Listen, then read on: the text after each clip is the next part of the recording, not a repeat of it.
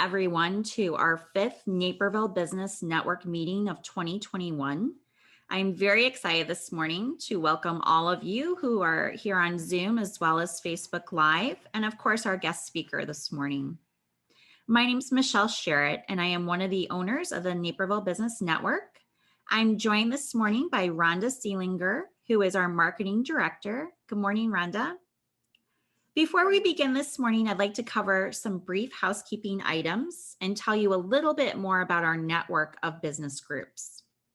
We are comprised of 5 powerful networking groups. We have the Oak Brook, Naperville, Northwest, Windy City, and North Shore business networks.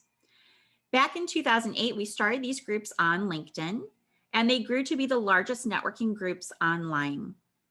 We decided to take the groups live about 2 years ago, and we now have over 332 paid members. We are still growing and would love to have you become a member as well.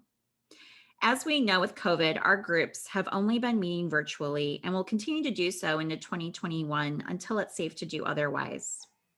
We're working on organizing some summer in-person events as well, and those details will be to follow on our website. A little bit more about our membership. Our membership is $3.99 a year, and this includes all of the monthly meetings. If we have speaker fees, it also includes breakfast to our meetings. We normally meet for the Naperville group at the Naperville City building. And included in membership is advertising for your business, a podcast interview where we have over 100,000 subscribers right now.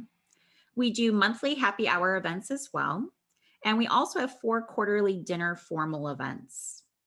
All meetings, happy hours, dinners are open to the public as well for a fee, of course, depending on the event, to allow for our members to always be networking with new people. Since we're not able to meet in person right now due to COVID restrictions for nonprofit networking groups, we're simply offering more advertising options for you online to get the word out about your business. So please get in contact with us to learn more or visit our website to apply at naperbiz.net. Today's talk, we ask that you keep yourself muted if you're on Zoom. And when we get to Q&A, if you are on Zoom, you can go ahead and unmute yourself and ask your questions or simply type them in the chat box. We have an enormous amount of folks on Facebook coming in and out on Facebook Live. So if you are on Facebook and you have a question, simply put it in the comments section. Today's speaker is Jody Jankowski. Jody is the founder and managing partner of Blackline IT, which offers security essentials training to keep you and your clients safe in today's cyber world. Today, Jody will talk to us about internet safety, email safety, credential stealing, and social engineering. Welcome, Jody, to our group meeting, and the floor is yours. All right, thanks a lot, Michelle. And it's a pleasure to be here today, and especially to cover such an important topic. It seems that every day in the news, every day in not only let's call it the broader news, the public news on TV, also inside the internet, the security itself is such a scary world. Actually, in a way, there's so many things which are happening that affect all of us. So hopefully this presentation will give you a little bit of background on how some of these bad guys work and some ways to protect yourself. Before I jump in, a little bit about myself. I've been in the IT business almost my whole life. I had the fortunate ability to start when I was about 12 years old. My dad building machines out of our garage and writing software back in the late 70s. So I've been in technology ever since I was very young and built a business around supporting small mid-sized organizations, as well as my own training and schooling in IT and all things computer science. So my background comes with a lot of experience working with these technologies, and also observing them change over the years has been really interesting kind of vantage point. So today we're going to talk about just some facts that in the business and what's going on. We'll do some education, get some details about what's going on out there, and then we'll start dialing into some examples and showing how some of these concepts come together. So IT security affects everyone. It's not just a business situation any longer. It's affecting all of us at both our personal and our home PCs, our children, of course, our businesses. And at the foundation of all of this is the user, the individual themselves, and how prepared they are to face these challenges. Please ask questions as we go along. This is intended to be interactive. We've got about 45 minutes worth of material that we'll get into, but it can be a complicated topic. So we'd like to have feedback if possible. All right, let's kick it off. 90% of breaches are caused by, unfortunately, you, the individual, the person in front of the computer. That is, not to shame us, but it also is the way in which bad actors, if we call them, are able to infiltrate these networks. It's having the individual make decisions and being unfortunately duped into doing things which they don't want to do, or in ways which you don't protect yourself. There are certain habits that you may have built over time, which actually increase your odds of being a target. So 90% of these breaches are caused by the individual themselves. And I want to talk about the technology. So there's plenty of technologies out there. There's of course, there's antivirus and anti-malware, and there's systems that are AI focused, which are looking for communication, which is going to stop these bad actors in their track. You got firewalls, you got lots of different tech. It's only 10% of it though. We can only catch, and I'm talking about my firm and companies like mine that are out in the business, in the field. We can only implement technology that really only nails 10% of it. The rest of it is up to you. The way to look at it is, and you probably have seen this, that the technology lags the threats, because these let's call them, we keep calling them the bad actors. They're well financed, they're funded. Some of them are nation states that are looking to do bad things with us. They're criminal groups that are well financed, and they're very creative in the way in which they are attacking us, and they're attacking our technologies. And so we may see a threat, or a threat might hit, and it takes a little bit for the companies that are out there that are building systems and technologies to protect us. It'll take a little while for that to lag. So this type of a session you're attending today, and your own diligence after you leave today's meeting, is really what will protect you. So with that being said, you are the front lines. You're the front lines in your personal life as well as your professional life. And the way we use a simple acronym called ACT, and it starts with awareness. It starts with understanding how you're being attacked, understanding how these technologies operate, without having to be a computer scientist, without having to be an engineer. You're intelligent, you're using these technologies, you're intelligent people. You're running businesses, you're in the marketplace, you see what's going on, but being aware is the very first step. What's really happening? And then once you become aware and you see something happening, communicate what you see. Communicate it back to your IT company, communicate it to your coworkers, communicate it to your children. Find when there's a threat and communicate to somebody, and do that in a timely way. And the reason why timeliness is so important is because bad things can happen very quickly in this world when it comes to having something from a security perspective get compromised. The impact can be really large. Getting access to your bank accounts, or getting access to personal information, or stealing identity. These things can happen very quickly. So acting in a timely manner is just as important. For example, just the other day, my son is going to college. He's back for the summer looking for a job. He's going to messaging boards and online places and applying for jobs. And then and you have to put in their email and a phone number, because that's usually how these people are communicating, these companies. They're texting, hey, we got your application, blah, blah, blah. And this one application or this one communication came through that was, oh, you can earn $15 to $20 an hour at home. All you need is access to a computer. Contact us here. And it was very vague, very non-committal, who the company was, what they're about. They're attracting him with larger dollars, and all he has to do is sit at home at his own time, and he can wake up in his underwear, and he can do work and make money. And right away, I'm like, man, you got to be careful with that, because if they're saying you can just work from home and all you need is a PC, they're going to try to get maybe software loaded or somehow gain access to it. You just got to be aware of it. So that was the very first thing we did, was like, hey, let's be sure any of this is legit, because it's very easy to fall for some of these things.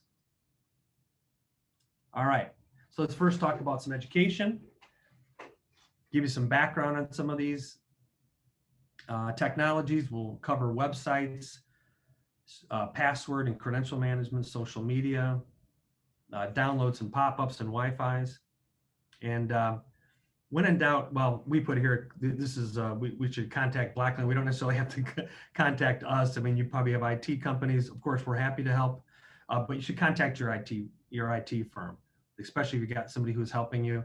When in doubt, don't make a mistake of clicking on something. Just get the professional's advice is really what we recommend. All right, let's talk about encryption. There's a little, Arpanet. This is one of the first, this is basically the beginning of the internet, with something called Arpanet. It was commissioned by the Department of Defense as a way of building a network of communication between computers back in the 50s and 60s as a part of the Cold War that was going on. What we found was our missile silos, or our command and control centers, had basically single points of failure. Communication between one location and a missile silo could be taken out very quickly by just cutting the line. So they developed and commissioned a way of how can we prevent this, and they came up with this thing called Arpanet. At the core of it is TCP/IP. So TCP/IP, as you've all probably have seen that, it's basically a packet. They call it packet switching technology. And why that's important for the context of this conversation is that inherently the internet is not secure. Inherently emails are not secure, because the way the internet and that protocol was developed was you could send out a file, or you could send out a message, or you could send out an email or communication between two places down multiple channels, and then it would basically come back together at the intended address. And if any one of those lines got cut, it would still, enough information would find its way back in order to complete, let's call it, the transaction, or complete the information that was being sent. So at the core of good security, going to this point forward, that's why encryption is important. And we'll talk about the different types of encryption but we'll give you the idea that encryption is important. Jumbling it, let's call it, that's the best way to put it, encrypting or jumbling the communication before it's sent across a phone, before it's across a website, before a text message, an email, something gets encrypted, sent, encrypted, so people inherently cannot see that information. And when it comes to the other side, it gets reconfigured and then decrypted. So at the core of good technology, or the core of protecting ourselves, is some encryption. So that's what secure websites are about. This is less of an issue nowadays, but it's still something to be aware of, is that you'll see a little lock icon up on top, or occasionally you'll go to a website that's not secure. And most of the modern browsers, Chrome, Edge, Firefox will warn you that the connection itself is not private, meaning it's not encrypted. That's what the S stands for. That means SSL. SSL is just the technology that encrypts your web page before it's sent. So don't bypass this warning. You can bypass it, but especially if it's tied to some website that's going to ask for any kind of personal information, you are not going to want to do that. So just be aware that that's what the little lock icon means, is that whatever you're sending is going to be encrypted. Now let's talk about managing credentials. So start with, on your web, in your web browsers, you have this option all the time. Do does Chrome want to save it, or Edge want to save it? You want us to put it into your personal browser and save it. And as a best practice, we tell people not to do that, and to use some sort of, unless you're using some type of credential management system, and we'll talk about what some of those systems are, but do not use let's call it the stock, oh, just save this password, save who I am, for this website. Although it is attractive, I understand, right? You don't have to keep remembering your passwords. There are solutions to that, but it also, the reason why it's a best practice not to, is that malware and or if you lose a computer, especially a laptop, people get access to your computer, get access to your browser, can open up that browser. They can also then access all of the websites that you had stored your credentials for. This also goes for your cell phone, a mobile device, as with the assumption is, if you do not have other controls on your mobile phone, you do not want to do this. So in case you lose your phone, you're going to want to not have your credentials cached on that device for obvious reasons. All those apps are going into all these really important applications that you've got, including financial or health related information. You don't want to have that be stolen on you. And you definitely don't want to do what this joker did, which is put a password on a Post-it note, or have it in plain sight, or inside of a spreadsheet that's sitting on a network someplace that people have access to. That is just a no-no. I'm not sure if you recognize who this guy is, but he's one of the guys in charge of our missile defense in Hawaii that had a false missile launch picked up. It was like 2017 or so. And they were interviewing him about this false missile launch. And in the background was this, in the video and the pictures that we're taking about where he's at. And which of course doesn't give us a whole lot of comfort at night that the passwords for our missile defense systems are posted someplace. But anyways, the point being, keep your passwords private. Don't cache them unless you've got a system, etc. Okay, on the subject of passwords, and as you probably have had it drilled into your head from your own IT firms and or in other previous training, is that strong passwords is the first step, and you want to have a strong password. You don't want to use something simple for obvious reasons, right? Those are easily crackable, and they continue to be easily crackable. If you use something that's a little bit too close to home, it's not secure enough, it doesn't have any fluctuation in terms of case, etc. We recommend using a password phrase. Take something from your life, I love my dog Sam, or it's great to be alive, or something that you can repeat and you can remember, and then you replace letters and letters with numbers. You include different special characters in case. I love my dog Sam, exclamation, because I really love him. Replace an S with a dollar sign. Things like that is a way of developing a phrase that's easily rememberable, if you will. Rememberable, not sure if that's a word. Easy to remember, and but yet at the same time is secure. Now, best case scenario, you build passwords like this right here. Crazy 16, 24 character long, basically gobbledygook. That would be the best case scenario, especially for a let's say a financial site that's got all your 401k and anything financial related. But that's really difficult or impossible to remember. That's where credential management systems come in, where if you have a really strong password, a password phrase tied with a credential management system, you now can create passwords for all of your sites. And if you're like me, you've got lots of them.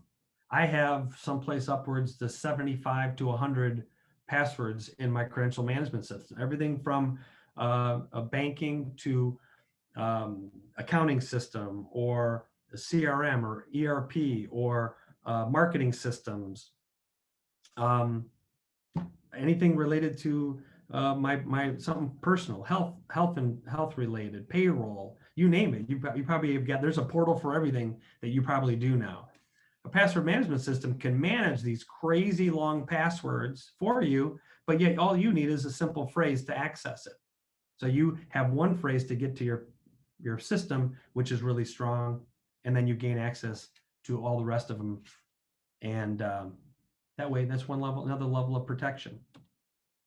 Here's a couple here's a couple examples, or you can go check these different places. Now, these are just 3 of them. These are not all of them. You know, these are not, there's a lot of them. There's probably a dozen or so that are really are good. But I would highly recommend, as a best practice, you find one and start to use one. You can use these both in your web browsing, as well as on your mobile devices. No questions, I'm assuming, up to this point, until I'm moving next to the.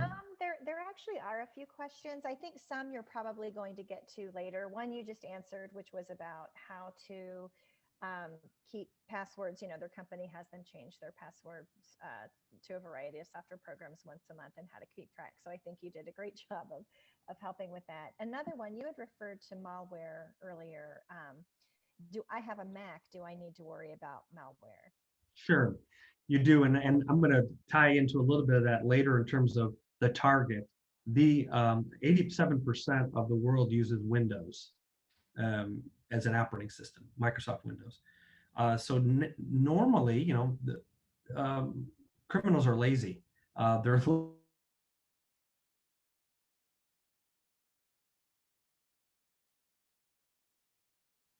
population, might as well hit the 87%.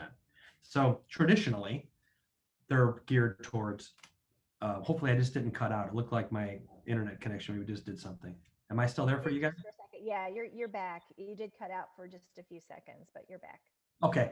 Hopefully, I answered the question, or that part of it was heard. But basically, Windows is the bigger target than Mac. Not that they don't, you know, build viruses and malware, but it's a lower percentage. Still should protect yourself. Should I move on? There's a couple more questions while I have you here. And we're always being hacked and targeted, no matter what protocols we do. And we feel like, you know, these people or bots will always find a way to attack. So is there a way to stay up to date or ahead of, you know, on these different ways? And again, maybe you're getting to this later. Yeah, you know what? We're not going to dive into too many of the let's call them the technological best practices. What I can say is, and I don't want to jinx myself or bring down this or bring down the hacking gods upon me or my company at this point. But when you follow, when an IT firm follows good best practices like I'm laying out in here, when you have a combination of technologies and training, you should still be at a very high level of productivity, that you won't have hacks that interrupt your life, your business, or your day to day. We have they're rarer in our when we've got hundreds of customers and thousands of end users. We got something to the tune of, I think it's 5,000 end users that we manage, and we rarely see technology attacks that bring us down. When you say hack all the time, there may be some best practices that need to be revisited, is maybe my answer to that. But in general, you should be pretty stable if you put in these best practices. And one last one before we move on. What protects the credential management systems from being attacked? That's a great question. And I'm going to dial into it a little bit right now with multi-factor authentication, because you're right. They're all subject of attack. That's the idea. The idea is that you're really a well-financed and gifted hacker. It doesn't matter who you are. The United States government has been hacked recently. Large-scale compromises of our national security have happened within the past year, because if they want it, they're going to go find it. It depends upon what kind of a target you are, how hard of a target you are, and there's things you can put in place to prevent or to reduce the amount of, let's call it, accessibility you are or how easy of a target you are. That's why some of these technologies are recommended. So there's really no, I'm going to call it 100%, I'm going to call it a possibility of protection. It's layers. So what we've been doing is we've been talking about layers so far, right? You layer on, you have a really strong password, and then you have really, really strong passwords for all your accounts except for the one for your credential management. And then what we do is we add this to it, multi-factor authentication. We add that to the credential management system. So apologize 1 second, I'm going to grab my my keys. I wasn't ready for this in my presentation. I apologize. I forgot I was going to talk about this. So for multi-factor, here's one right here. This multi-factor duo we use as a product, and that goes to your cell phone. So when you log into your credential management system, like I said, with a nice password phrase, it also can say you now need to authenticate yourself through your cell phone. That says that, you know, I'm allowing access to my password protection system. You can also use something like a hardware key, and hopefully people can see that. It's a USB device, and that device there, I have to plug into my computer. So it's like it's on my keychain with all the rest of my keys and my fobs to getting access to my office. So, you know, you got a fob to get to the front door, you know, to the office. And I got this key that has to get into my suite itself. And in order to get onto my computer and access my passwords, I got to have this. Now, that may seem like, you know, overkill, but in today's market, I should say market, in today's kind of environment, I want to add a couple different layers of authentication. I don't want to rely upon just one. I want to rely upon multiple. That's where you start to increase the odds of being protected, and you also reduce your, let's call it your targeting. You're less of a target. You're not leaving your purse on the front seat with the door with the window open. Well, you're not doing that. You're hiding it with the door rolled up. You're not walking by yourself at night in the dark in a neighborhood you don't know through the alley, right? If you're doing those kind of things, you increase your odds that you're an easy target because these criminals are opportunists. You want to reduce that threat. Here's another technology. Datto is just another technology that helps prevent viruses, but it also there's other, let's call them add-ons that will work on something called a crypto locker. If you've ever had a crypto locker, you've probably heard about them in the news. They call them ransomware, is another common phrase for it. A file gets downloaded or a piece of code gets executed because a download or a link was clicked, and a piece of software starts to run and it encrypts all of your files. This is one of the more common hacks, if you will, that is out there because there's money involved. Buy your software to decrypt it. So you should be aware of it. This is one of the things you can buy it, and people do. People will pay the ransom, and we've actually had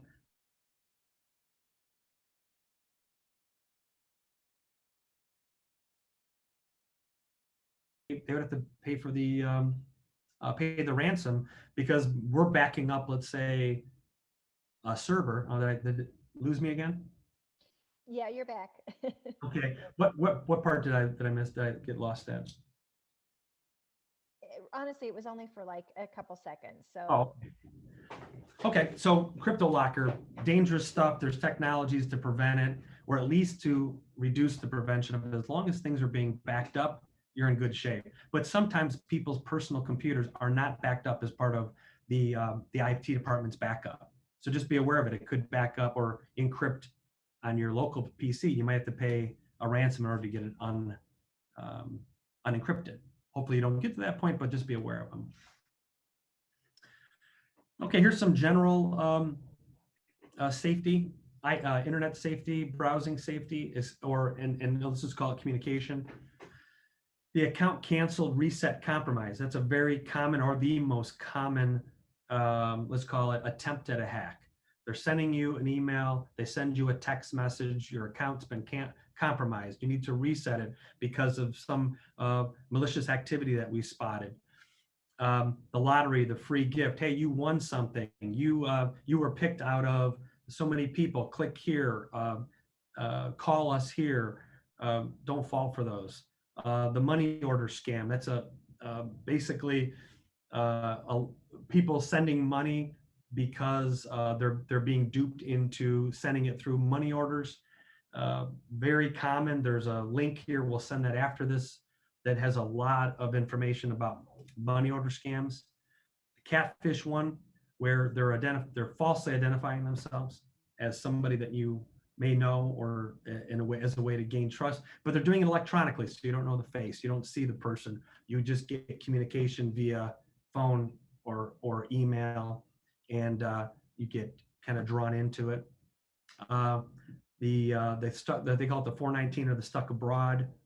I lost my phone. I don't have a wallet. I was able to get to an internet cafe and contact you. I need you to send me money, grandma, because I'm in Mexico and I can't get out. Can you help me? And unfortunately, these are still scams that work.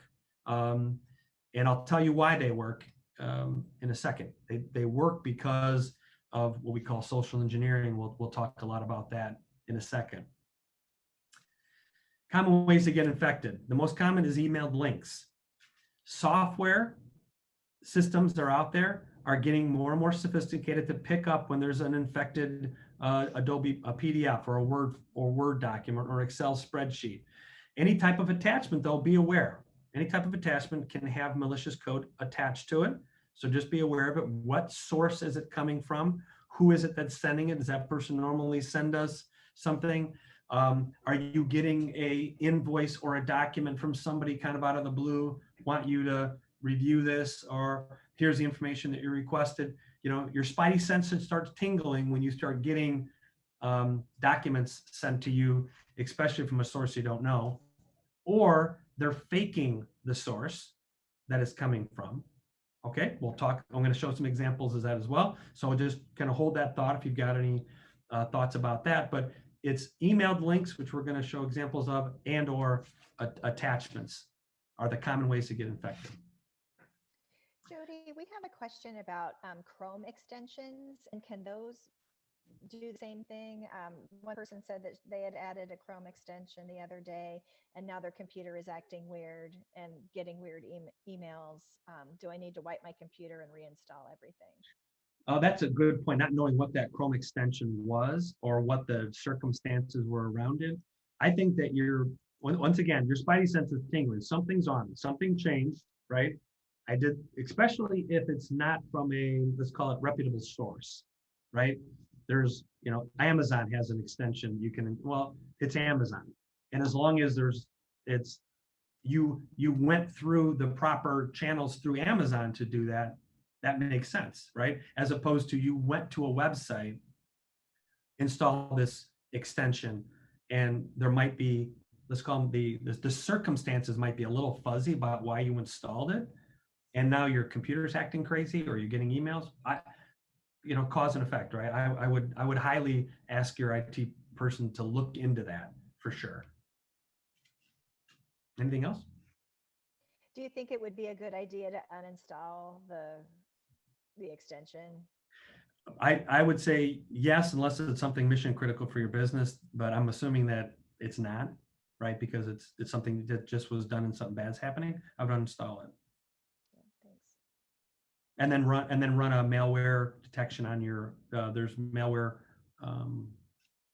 software that can be run on a machine, and see if something got downloaded or installed. I do both. There's a couple of other questions that are pertaining more to email. One is about blacklists. Their firm has never spammed anyone, but apparently somebody's using their email and sending spam messages. And if I don't know if it's a list that they're on, like a blacklist, but how do you get removed or prove that you're not a scammer? Yeah, that's we don't cover that specifically. That's more like a corporate issue. We just had a client the other day they installed an ERP system, and that we were not, we just were on the, let's call it on the side of the ERP install. We were there just to make sure that they had infrastructure to put the system on.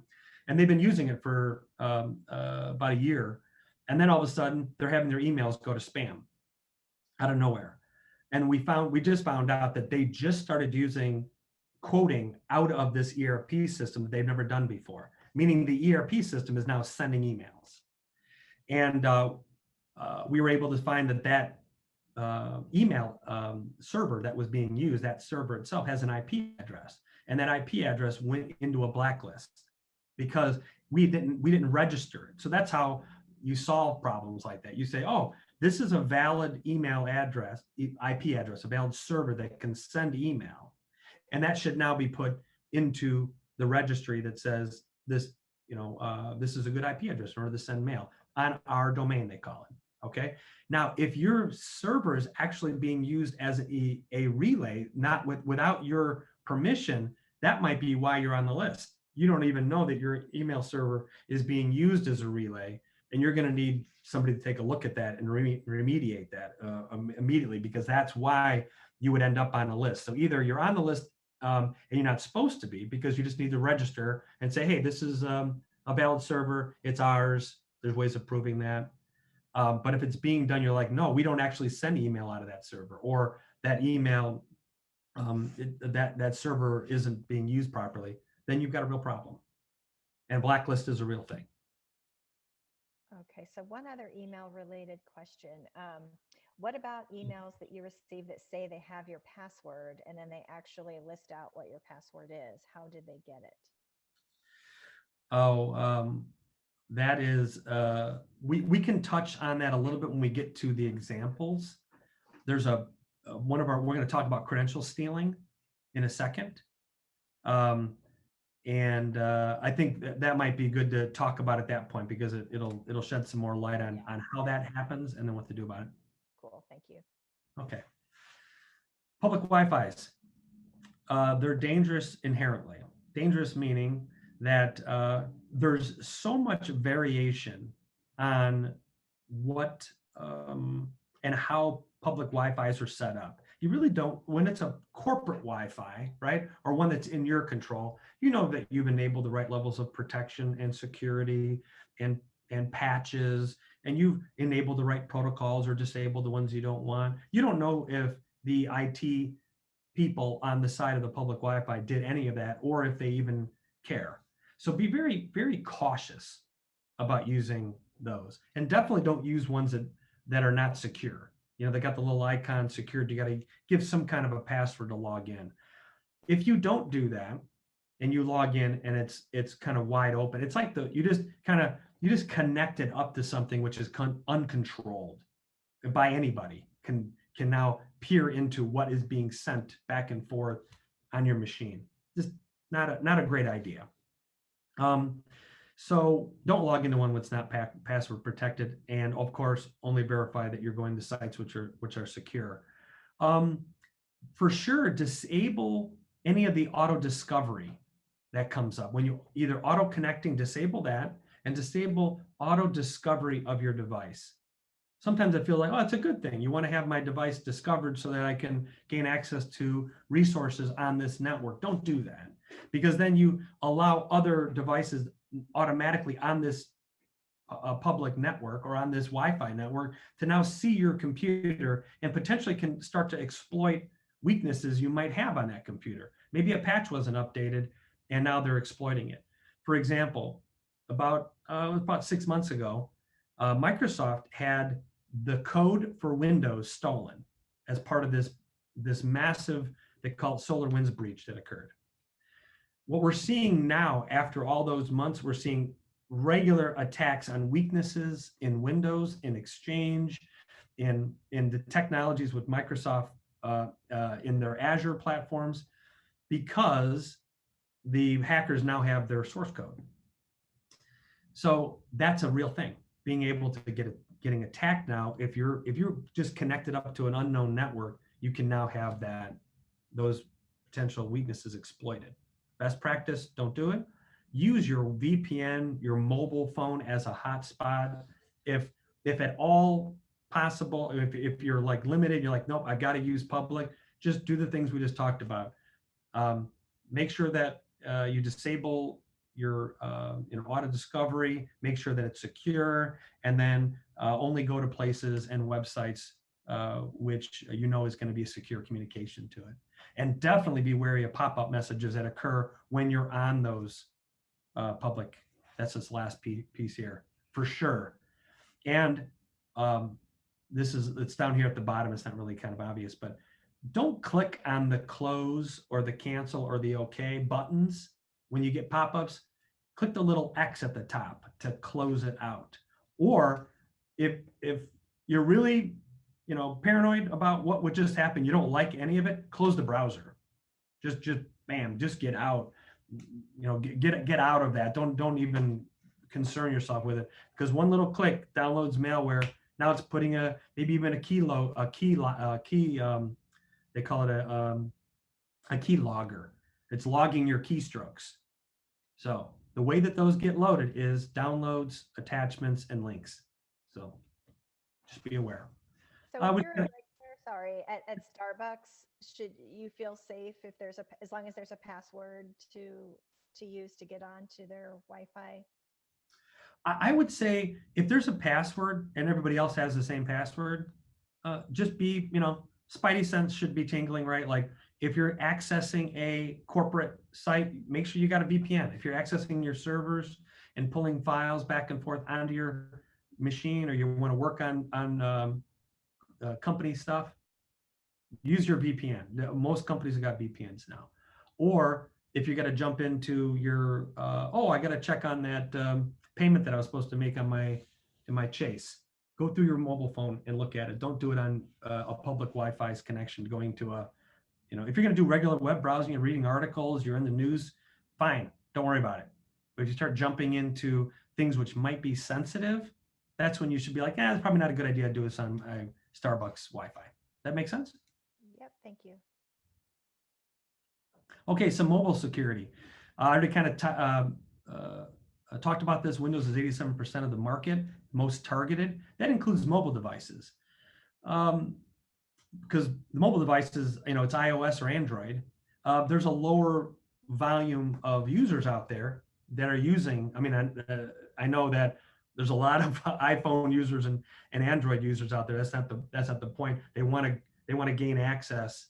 They're not writing as many viruses and malware for those platforms just because of the numbers. That doesn't mean that that's not increasing, but it's a lower probability.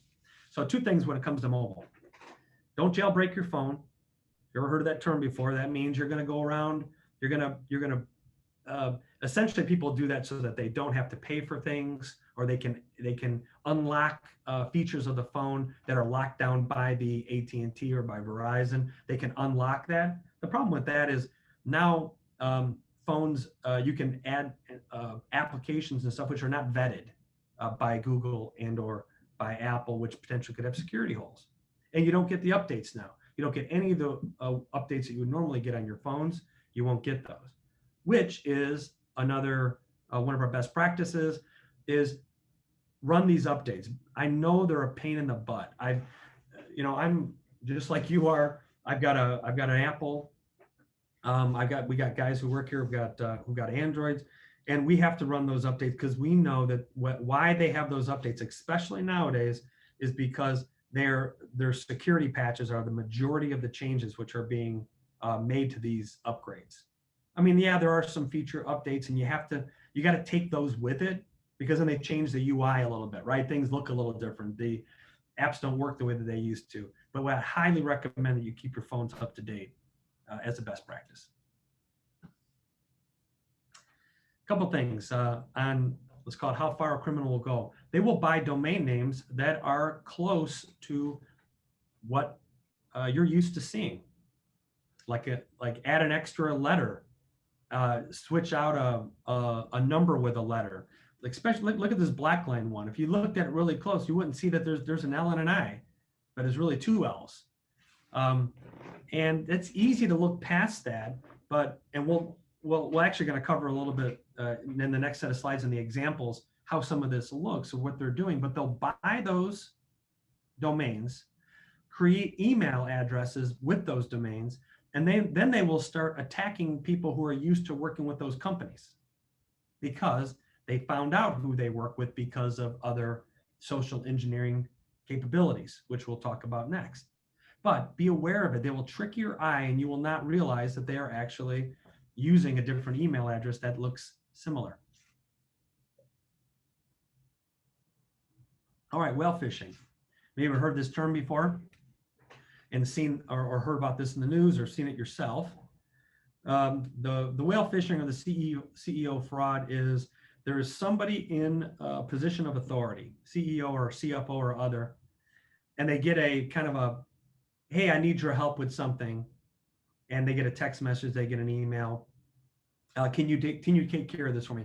I need W-2s of everybody. I'm at the bank right now, and I need the wire instructions for our account. I need something from you, and that communication's happening to a person which normally would get communication from that CEO or CFO or position of authority. And then they respond to it, and then they send that wire, they buy those gift cards, and then the fraud was successful. So just be aware of this. Anytime you're getting communication, this is our recommendation to all of you, is if you're used to having that kind of brevity in your conversations between you and somebody that's maybe a person above you, that's in authority above you, or you're the person who are in authority, be aware of the new world that we're in, and create new processes, new policies around this. Do not make a policy that you will never get a request from me via email or via text to do anything financially related or do anything that's related to gaining information. You will get this from me, and then there'll be a verification. Start putting in process in your organizations that anything that comes electronic will have a verification process to it. Okay.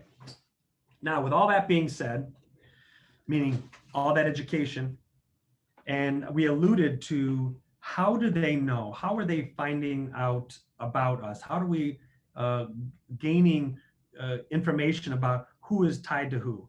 And we generally call this social engineering. So social engineering, the use of deception to manipulate individuals to divulge confidential information. It's the digital equivalent of a confidence scam.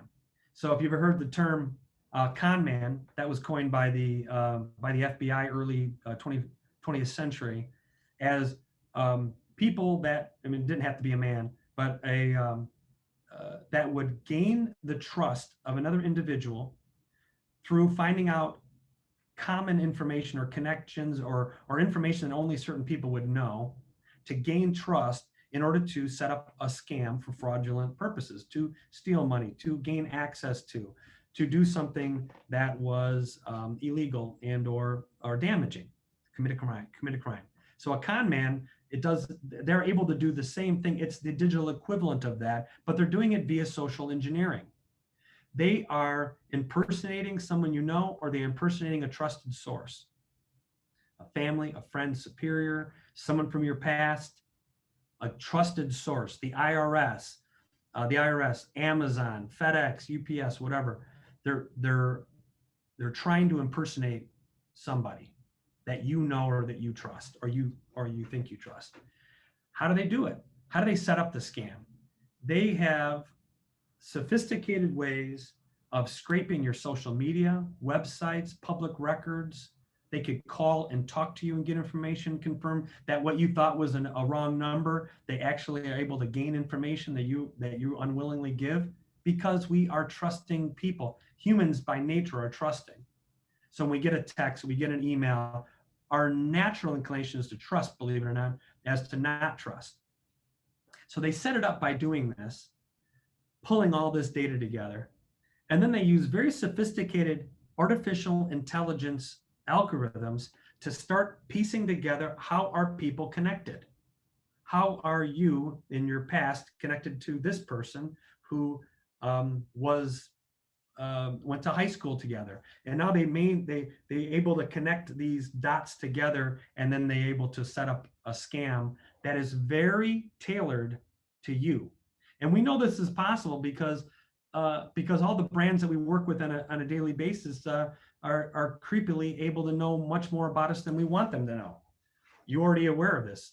Like you do that web search on your computer, and all of a sudden your Instagram account on your phone is giving you ads based upon what you searched, 30 minutes ago on your computer. Like, how is that possible? It's possible because it's possible now. These systems are interconnected. The data that's coming from Google, a Google search, is now being sold instantaneously over to Facebook or to LinkedIn or some other platform, and then they bought that data and they got it real time, and then now they're presenting ads to you that are completely targeted to something that's interesting to you. That's just one example. These bad actors are using similar technologies. They got access to big systems and big data, just like these Amazons of the world and the Googles of the world have got access to our data.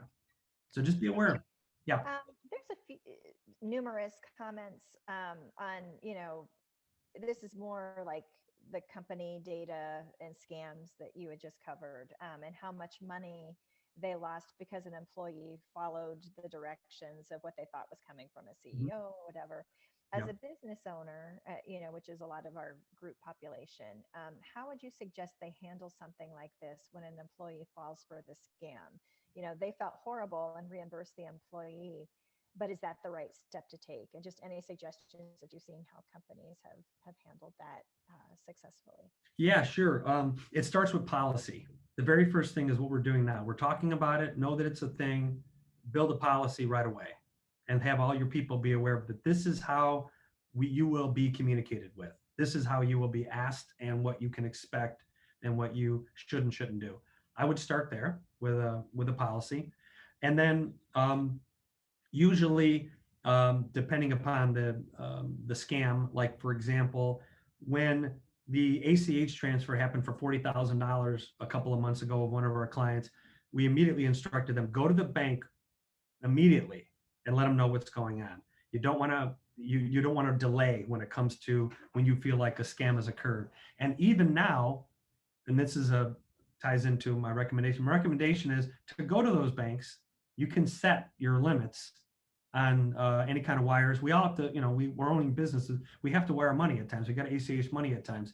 Set limits, set verification process that if you're going to wire any kind of money of any size, there's going to be a verification from the bank. And most banks are able to do that now, and they will intercept that, and they will get verification verbally from you before that happens. So make sure that those things are set up as well. And then in terms of just how to handle if the employee fell for the go buy a couple $100 worth of that's going to have to be kind of a personal, thing, especially if the person, depending upon how much it was, if you reimburse them. I mean, my personal opinion, that's probably what I would do, especially if it was innocent. There was no malice there, kind of thing. So hopefully that helps. Yes, thank you.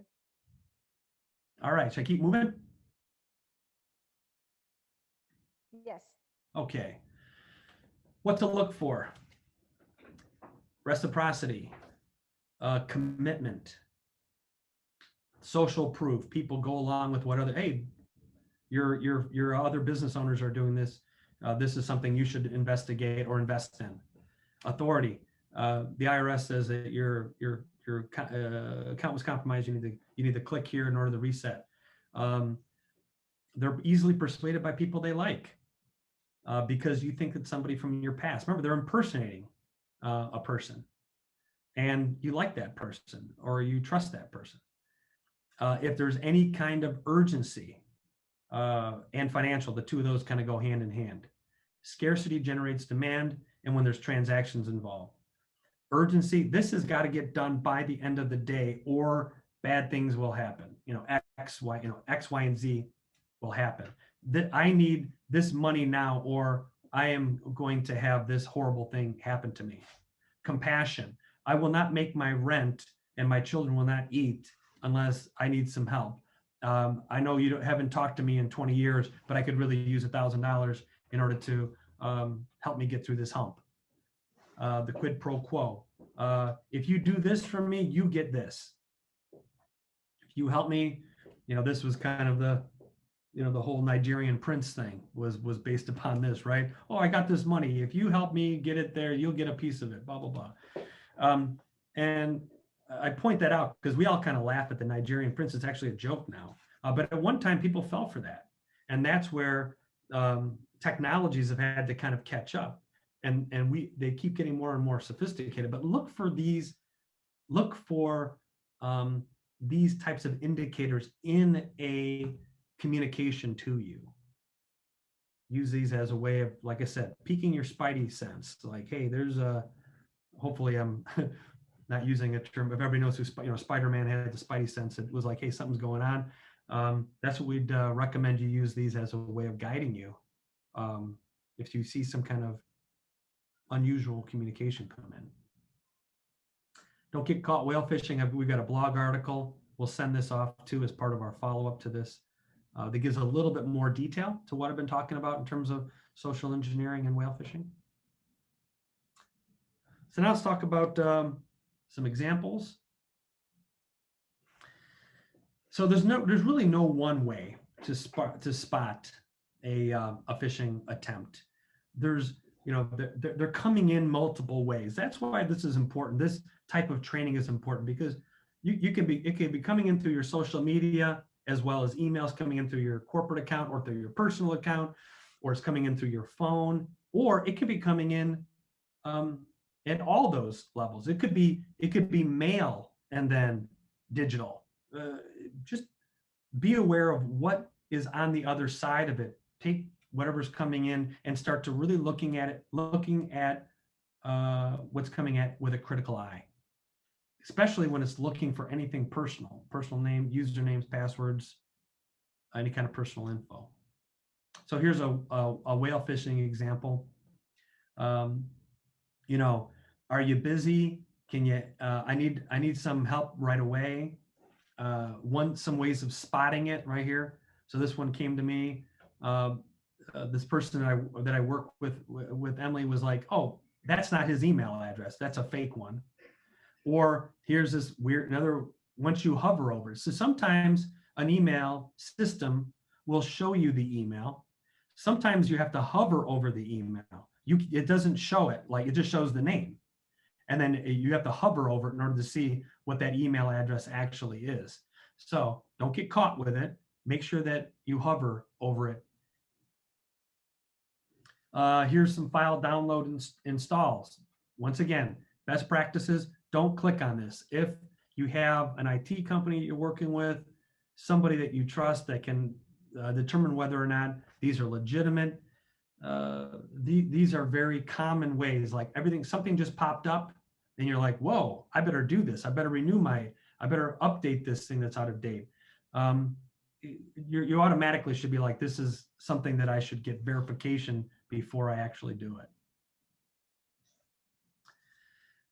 Here's a company that we work with, and there's a lot of redacted information here. But basically what happened was it was a real company that they work with, real employee, the right logo, the employee name was accurate, and the employee signature line was accurate. This was completely manufactured, but all this information was right. And it was one employee sending it to another employee. Oh, here's this document that we've been working on together. Click on it here to download it. And that went to a Google Drive or a Dropbox or a OneDrive. It went there, and then it basically loaded up a file that contained malware. But so these are tricky because they targeted this individual specifically in order to do this. That's pretty sophisticated. I want to call it sophisticated. It's not these blast emails which are going out any longer. They're being very targeted, and you should be aware of who you're getting something from, and especially when they're asking you to download something or click on if you're not either used to that or you're like, there's something off about this. I've never gotten an email this way from them. there's something, if you look at it, there's actually some formatting issues you should be aware of. Like, would Microsoft send something out that was so kind of janky looking? So be aware of that. Here's another one. This was a link supposed to be from Adobe that I had a document ready to sign. The reality is, in my position, I sign a lot of documents. You guys probably sign a lot of documents. You've got people sending you contracts. You've got orders that need to be signed, and they're doing it via Adobe or DocuSign or some of the other products that are out there.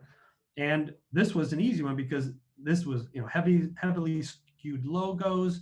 What was that address? That was in Adobe itself. I hovered over that address for the open of the document.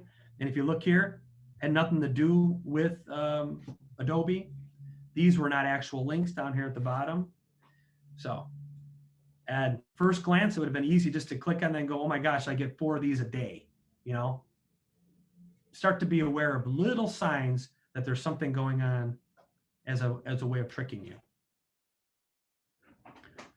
Here's an example of stealing the credential. This comes back to the question that somebody had before about their email and about their credentials being stolen or sent back to them. So this was a real example of a customer of ours. So they got this email of this file, they click on it, and it went directly to Office 365 to log in so they could get this file. And if you look here, that login was to a .so, which is in Somalia. They clicked on it, official looking MS365 login came up, and then it took their credentials, and then they were able to use those credentials as a way of gaining access to this person's MS365 account, which then did all kinds of other damage after that. So this was the gateway that they got in. And I want to point out that email is the gateway. That's the open door to all of our businesses right now. The open door is email is legitimate. We click on links and we manage our business by people emailing us stuff that are tied to links. Most of that is legitimate, but a large number of it's becoming not legitimate, illegitimate. It's up to us to protect that open door, because it bypasses all of our technologies and goes right to the individual. Now, there are technologies like Barracuda is one that we use that will attempt to look at a link and say, is it actually downloading something? See, in this case, it wasn't downloading something. It just went to a website and they had to take action, like entering in their credentials. Barracuda or products like it will try to go to a link and open up a file and see if it does something malicious. They say they do it in a sandbox. But sometimes the Barracuda went right past it. Went right past it. So is there any other questions before I move on to a couple other examples? Nope, we're good. All right. Here's another example of attempting to steal my credentials. This one actually came into me. You got a 1 in 4 chance that somebody's got an American Express card, right? American Express, Visa, MasterCard, Discover, those are all the main ones. So you take a shot at it. If you look here, that's really not an American Express email address. Skewed logo. Account ending. They actually don't put the account ending, right? Usually it's XXX and they give you a number that says that's actually my account number. The generic greeting. Usually they're going to say, dear Mr. Jankowski, blah, blah, blah, blah. Review your account because look at this. Here's the urgency again, right? Here's the urgency. Something bad's going to happen. Oh, we're calling you. You got a payment issue. You abused your payment terms. Well, oh my gosh, I don't want that. I'm a good card holder. I don't want to have my American Express declined. But then look here, down at the bottom here, these links actually went to American Express.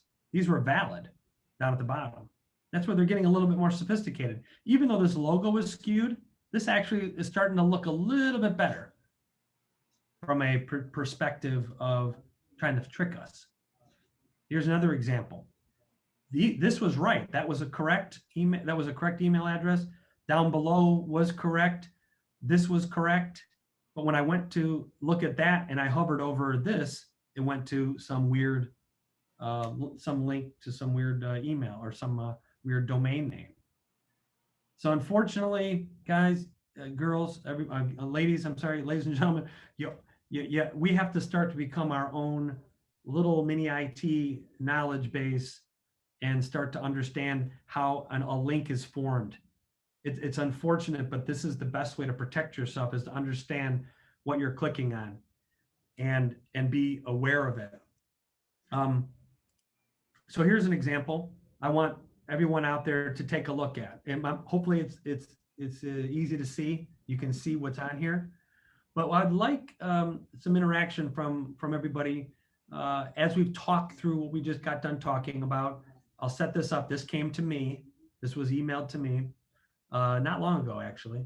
What in this email should be a concern? There's a number there, and the next slide will show what those are. But I'd like to get some feedback from people if they could raise their hand or throw into the chat. What do they see about this that would have caused me concern?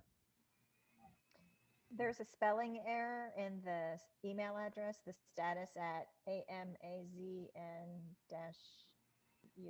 shipping. Okay.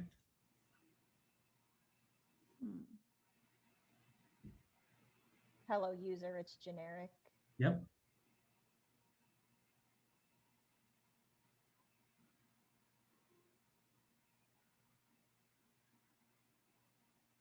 I don't know. I don't see anything else.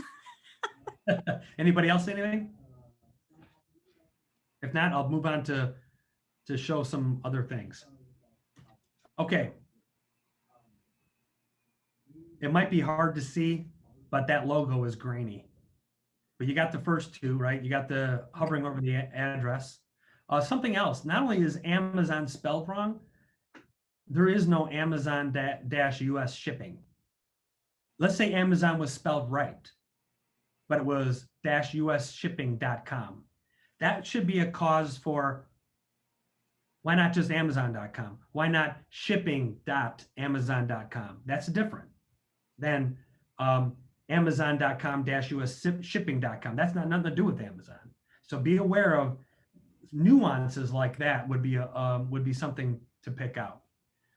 Odd phrasing, contact order help desk. If you make any changes to this order to cancel it, contact order help desk. Kind of a weird phrasing. Has anybody ever called Amazon? I mean, maybe I'm the only guy, but I don't think Amazon has a phone number. I'm pretty, if they do, it's very, it's something that they don't like to advertise. And we'll talk about this in a second. It was shipped to somebody else. It wasn't shipped to me, which is the reason why this was supposed to even be something I would pay attention to, was because somebody bought something on my account and shipped it someplace, and wow, you better call, right? In order for us to, and then they wanted me to call. That's really interesting. I didn't try calling that phone number. My guess is they were going to ask for credentials. They were going to somehow try to get access to my Amazon account or compromise it. So this leads to another best practice.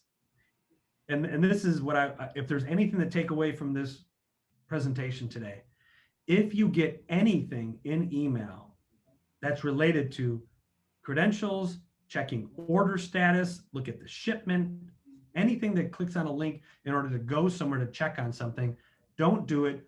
Go to those websites. Your Chase that said your account has been compromised, go reset your password, click here. Go directly to your Chase online through your web browser, log in, and then do your work there. Don't ever do it from the email itself. Anything related to, click on here in order to update your health information.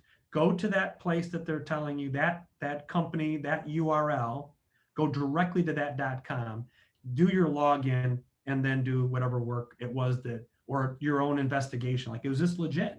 Did somebody really change my email address? I got that from TD Ameritrade just the other day. An email was sent that you got to change it. Click here in order to do it. I didn't like what I saw. I went into TD Ameritrade, and sure enough, I had an old address in there. I didn't realize. I'm like, oh yeah, I better change that. But I didn't do it through the link just to be safe. I went directly to TD Ameritrade. So those are some best practices. Jody, I just wanted to jump in here. We are actually over time. Oh, okay.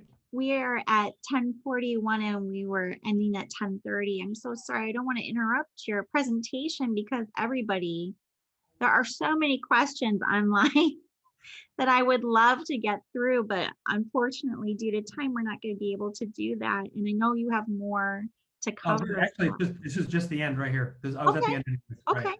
So, I mean, you can just look at this last summary. Apologize for going over. Oh, you're fine. What's that? I said, you are fine. You're fine. There's so many comments and there's so many questions. And I feel like this topic, there's just so much to it. And we've all experienced most of the things that you've talked about today. So it just hits home with everyone. Well, I'm happy to do maybe at another time, we could do a follow-up. We could take those offline. This is why it's such an important topic, is because it really hits home with so many people. But we'll provide this presentation. We can provide to the group, as well as, this is the job that I'm in. I'm happy to answer questions. If you want to put together a set of questions and send them off to me, and then I can answer them offline, we can do that too. Yeah, I put your contact information on Facebook Live for everyone. And we will also do that for everybody who registered today as well. And also the survey I gave to everybody too. Okay. But I want to thank you so much, Jody. It was an exceptional talk on cybersecurity for our businesses today. Like I said, it's a hot topic. And I hate to cut you off. I feel horrible. Don't worry about it. Thank you very much thanks for the opportunity, and I hope it was valuable to everybody. Of course. Again, I want to thank everyone who attended today. We had such a large audience on Facebook Live and so many questions. And I will shoot those over to you as well, Jody, if we could do that too, because some of the people I do know. And I could give you their contact info too. If you are interested in our group or future events, please do visit our website at naperbiz.net to learn more or to apply or to ask any questions you have about the groups as well. Again, I want to thank everyone who was online with us today, and we all hope to see you at a future event that we have. Have a great day. Thank you again, Jody, so much.